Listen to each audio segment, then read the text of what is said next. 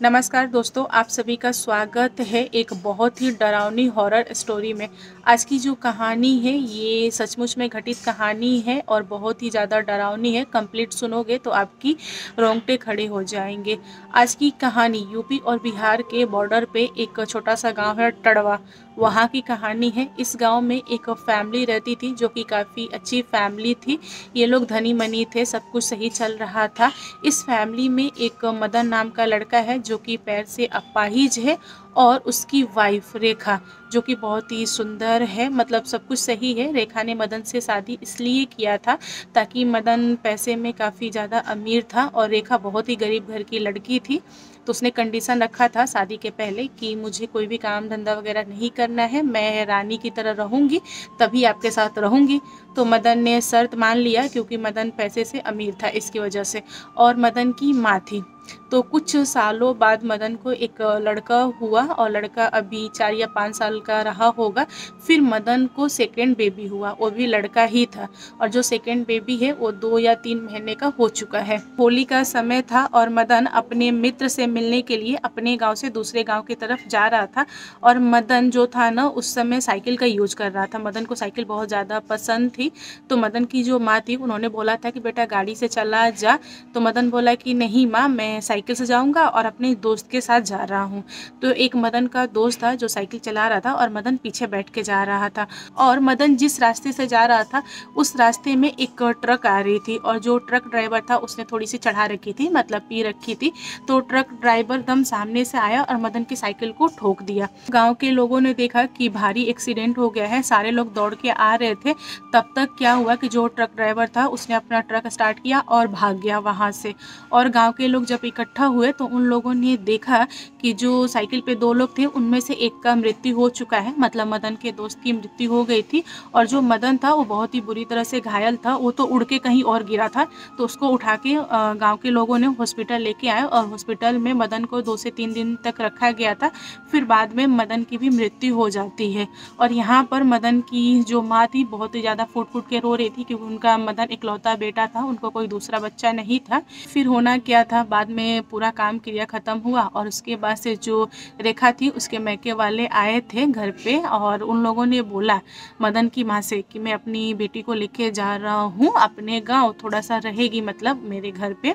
तो ये थोड़ा सा मूड इसका सही हो जाएगा क्योंकि इसका पति मरा है, तो इसका जो दिमाग है, इसका जो मूड है बहुत ही ज़्यादा ख़राब है। तो मदन की माँ ने बोला कि ठीक है आप लेके जाइए, लेकिन मेरी बहू है, आप लोग इसको भेज दीजिएगा क्योंकि अब मेरा कोई सहारा है नहीं, बस ये छोटे छोटे 2 बच्चे हैं। रेखा के साथ रेखा का जो छोटा वाला बच्चा था ना वो चला गया और जो बड़ा वाला बच्चा था वो दादी के पास ही रुक गया। और रेखा अपने मैके जाने के बाद से मतलब 1 डेढ़ महीने बाद उसने दूसरी शादी कर ली।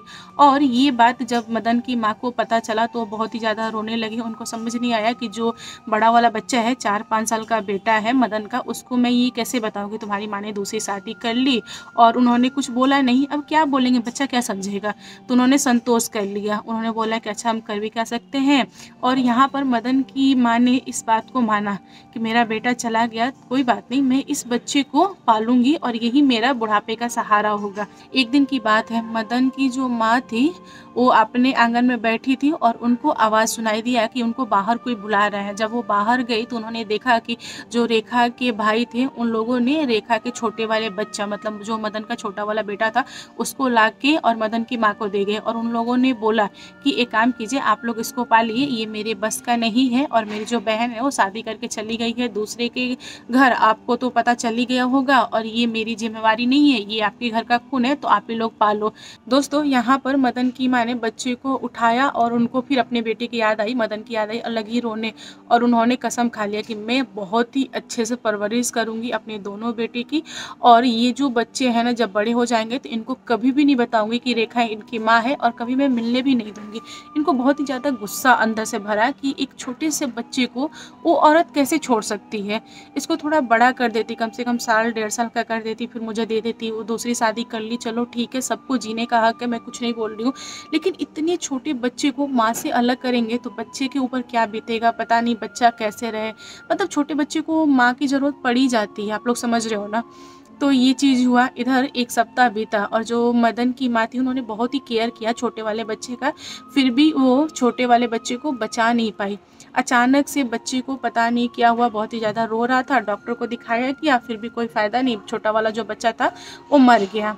और यहाँ पर छोटे वाले बच्चे का जो भी क्रियाक्रम होता है वो सब हो गया और गाँव वाले भी सोच रहे थे कि क्या मुसीबत आई है इनके घर पे, एक-एक करके सब मरे जा रहे हैं और जो बहू थी वो चली गई, अब कौन सँभालेगा इन दोनों को, जो बुढ़िया है तो रो-रो के पागल हो रही है।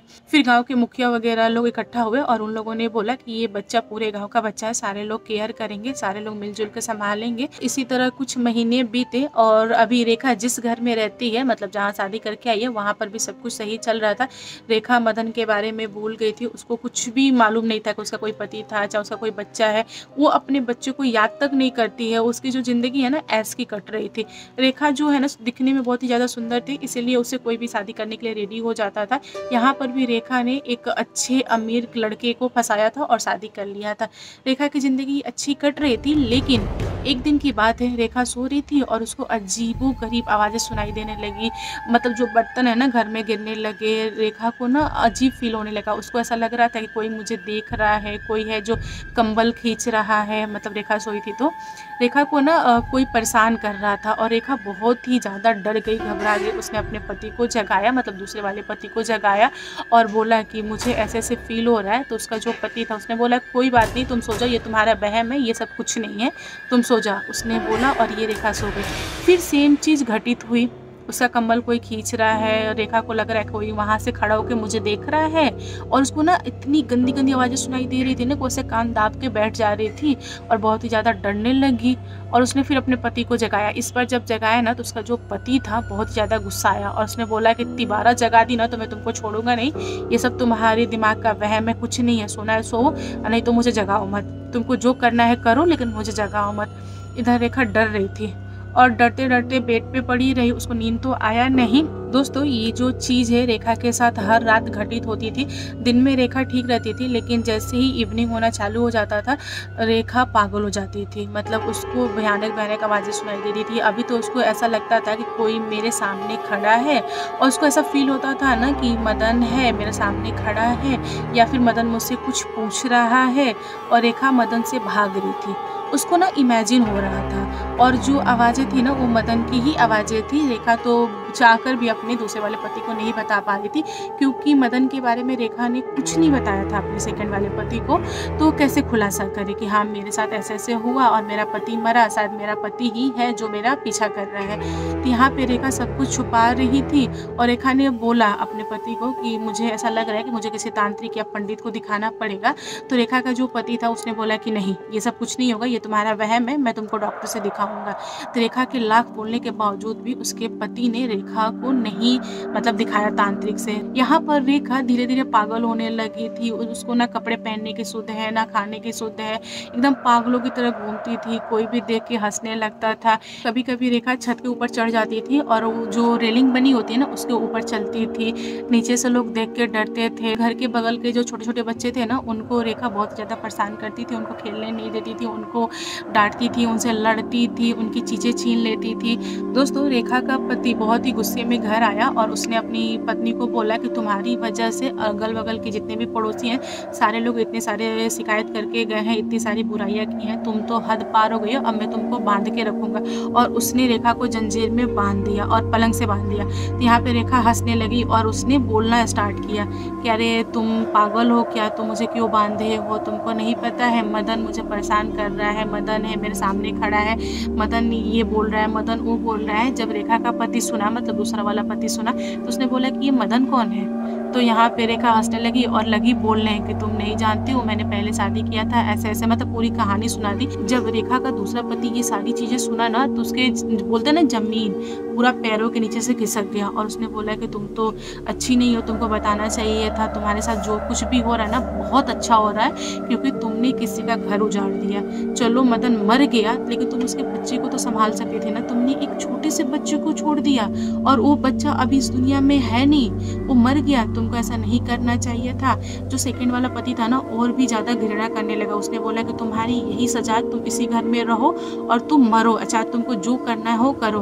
अगर मदन तुम्हारे आसपास है और मुझे सुन रहा है तो मैं मदन से माफ़ी मांगना चाहूँगा, क्योंकि मुझे नहीं पता था कि रेखा की शादी पहले हो चुकी थी। मदन तुम्हारी दिल में जो कुछ भी हो ना तुम इस औरत के साथ कर सकते हो, मुझे कोई समस्या नहीं है। यहाँ पर रेखा का जो दूसरा वाला पति था ये सब कुछ बोलकर वो घर से बाहर निकल गया। दोस्तों ये सारी बातें जब रेखा बोल रही थी ना तब रेखा के अंदर मदन था। यहाँ पर रेखा को बिल्कुल भी मालूम नहीं था कि मैं क्या बोल रही हूँ, लेकिन जब रेखा को होश आया ना तो उसने सोचा कि अरे मैंने ये क्या बोल दिया, अब तो मेरा पति मुझसे प्यार नहीं करेगा, मुझे छोड़ देगा, ऐसे वैसे बहुत ही ज़्यादा डर गई। और सामने जो इंसान था ना, मतलब जो भूत था वो मदन ही था और वो बहुत ही ज़्यादा हंसने लगा। उसने बोला कि तुमने मेरी फैमिली को बर्बाद कर दिया, तुमको क्या लगा कि मैं तुमको ऐसे ही माफ़ कर दूंगा? कि अरे पागल, मैं जब मर ही गया, तुमको दूसरी शादी करना था तुम कर लेती, लेकिन मेरे छोटे वाले बच्चे को तुम थोड़े दिन पाल लेती, उसके बाद कर लेती, जब वो थोड़े जीने लायक हो जाता फिर मेरे माँ को दे देती। तुमको कौन रोका था? तुम एक नई ज़िंदगी की शुरुआत कर सकती थी, लेकिन तुमने एक छोटे से बच्चे को छोड़ दिया और वो बच्चा भूख से तड़प कर मर गया। तुम्हारी ज़रूरत थी और मुझे आत्मा बनकर तुम्हारे पास आना पड़ा। जानती हो क्यों? क्योंकि जब मेरा बेटा मरा इसलिए मैं तुमसे बदला लेने आया। अगर मेरा छोटा वाला बेटा नहीं मरता तो मैं तुमसे कभी पूछता भी नहीं कि तुम क्या कर रही हो, तुम क्या नहीं कर रही हो, क्योंकि मैं तुमसे बहुत ज़्यादा प्यार करता था और मैं नहीं चाहता था कि तुम कष्ट में रहो। लेकिन तुमने मेरे बच्चे को मारा है, इसलिए तुमको सज़ा मिलेगी और तुम भी इस धरती पे नहीं रहोगी। जैसे मेरा बच्चा तड़प तड़प के मरा है वैसे तुमको भी तड़प तड़प के मैं मारूंगा। ये सारी बातें सुन के रेखा बहुत ज़्यादा लगी रोने। उसने माफ़ी मांगना चालू कर दिया कि मदन मुझे माफ़ कर दो, मुझसे गलती हुई, ऐसे वैसे। फिर भी मदन ने माफ़ नहीं किया।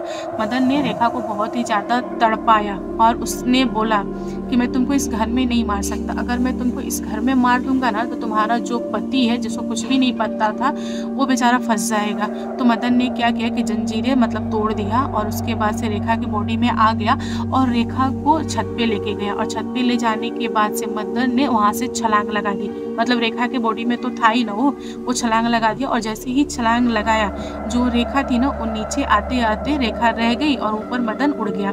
उसके बाद क्या हुआ कि वो नीचे गिरी और वो मर गई। जब रेखा मरी ना तो मतलब जो अड़ोस पड़ोस के लोग थे उन लोगों ने फ़ोन किया दूसरे पति को। तो जब वो घर पे आया तो उसने देखा कि रेखा मरी हुई है, तो वो समझ गया कि रेखा को मदन ने ही मारा होगा और वो कुछ बोला नहीं। दोस्तों यहाँ पर रेखा का दूसरा पति घर पे था नहीं, इसलिए उसका फंसने का चांस नहीं था। तो सबको लगा कि ये रेखा पागल तो थे ही पहले से, अभी इसने खुद छलांग लगा के मर गई और कोई केस वगैरह हुआ नहीं। रेखा के मर जाने के बाद से रेखा का जो पति था उसने रेखा का अंतिम संस्कार वगैरह किया और उसके बाद से वो मदन की माँ के पास आया और उसने सब कुछ बताया कि माँ जी ऐसा ऐसा हुआ है, आपका बेटा आया था और उसने रेखा को सजा दिया क्योंकि उसने गलती किया था। यहाँ पर मदन की माँ को थोड़ी सी शांति मिली, मतलब थोड़ी सी राहत हुई। उन्होंने बोला कि बेटा देखो, जो गलती करता है उसको उसकी सज़ा मिलती है, चाहे भगवान दे चाहे शैतान दे, सज़ा तो मिलती है। और मेरा बेटा बहुत ही अच्छा था और फिर भी वो मर गया, अभी हम क्या कर सकते हैं, हमारी किस्मत में यही लिखा था। अब मुझे सिर्फ अपने इस छोटे वाले बेटे की परवरिश करना है, इसके सिवा मुझे कुछ नहीं करना है। फिर धीरे धीरे ये बात पूरे गांव में फैल गई और जिन लोगों ने भी सुना सबके रोंगटे खड़े हो गए और सारे लोगों ने इस चीज़ को माना कि हाँ आत्मा होती है, अगर आत्मा ठान ले तो वो आपको किसी भी हद तक पहुंचा सकती है। ऐसा जरूरी नहीं है कि हर आत्मा बुरी ही होती है, कुछ आत्मा अच्छी भी होती है और वो बदला लेने के लिए भी आ सकती है। यहाँ पर मदन बदला लेने के लिए आया था, जब उसका बदला पूरा हो गया वो चला गया और बाद में वो किसी को कभी भी दिखाई नहीं दिया, किसी और को परेशान नहीं किया। फिर भी ये जो बात है ना पूरे गाँव में चर्चा का विषय रहा। तो दोस्तों कैसी लगी आपको ये स्टोरी कमेंट करके बताइएगा। कहानी पसंद आए तो लाइक कीजिए, शेयर कीजिए और मेरे चैनल पर न्यू आए हो तो चैनल को सब्सक्राइब करना। Thank you, bye.